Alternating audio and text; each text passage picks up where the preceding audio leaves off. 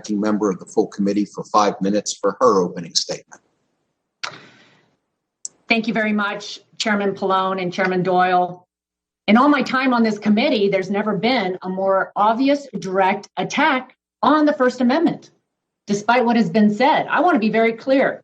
Condemning the January 6th attack and upholding truth and facts, it's a shared bipartisan goal. Unfortunately, that's not what this hearing is about. If the majority was really interested in a meaningful dialogue, you wouldn't schedule a hyper-partisan hearing to shame and blame. You wouldn't be sending letters pressuring private companies to block conservative media outlets. I'm not only disappointed in this hearing, I'm deeply troubled by it. Every journalist, from MSNBC and CNN to the New York Times, should be concerned by the majority's actions. And anyone who values free speech and a free press should be worried. Elected officials using their platform to pressure private companies to censor media outlets they disagree with? That sounds like actions from the Chinese Communist Party, not duly elected representatives of the United States Congress. Here we cherish free speech and a free independent press. We believe in dialogue and in the battle of ideas. Rather than censure and silence constitutionally protected speech, the answer is more speech. That's the American way. And surely, Chairman Pallone, Chairman Doyle, you agree with me. You have once believed that you stated that you believe threats against broadcasters for airing legally protected speech to be illegal. Less than a year ago, you sent a letter to the FCC decrying attempts to censure or interfere with broadcasters' discretion to air legally protected content. I would ask you to take a look at this letter, and I ask unanimous consent to enter this letter into the record. Without objection, so ordered. That letter, it says, and I quote, "At a time when autocratic governments around the world are using the corona pandemic as an excuse to suppress press freedoms, we must reaffirm, not undermine, America's commitment to free press." So what's changed? As you once put it, quote, "To stay silent could undermine the First Amendment."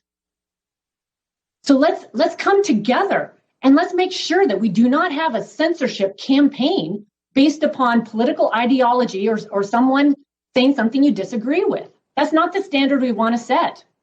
Under your new approach, a lot of media would cease to exist. Should CNN still be carried after hosting Governor Cuomo?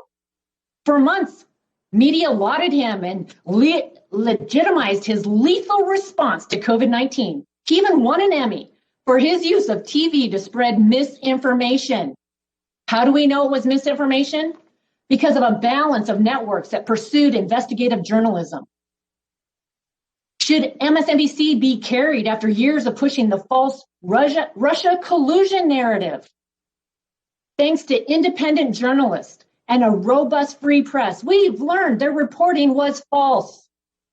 Does your news standard stop with cable news, or should it be applied to social media? It's un-American when you're setting control for you to redefine for yourselves what is true. Do you think Republican members of Congress agree with all the content on media? No. Have we sent TV companies threatening letters to stop carrying certain channels? No. Now more than ever, we must uphold the First Amendment. It states Congress shall make no law respecting an establishment of religion or prohibiting the free exercise thereof or abridging the freedom of speech or of the press. It's unique to Americans. It's been fought for. It's been defended. It's foundational to our personal rights and liberties. So we should all be troubled by what appears to be an attack on the First Amendment.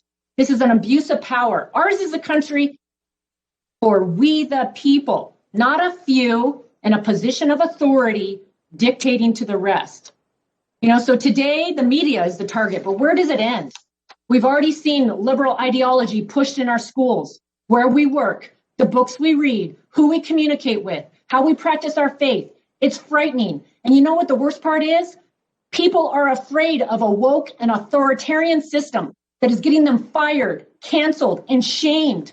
And so they're being silent. They have no voice. They can't trust the broken institutions to protect them. This culture of fear is unjust. And this committee should not be using fear to force everyone to be the same or be destroyed.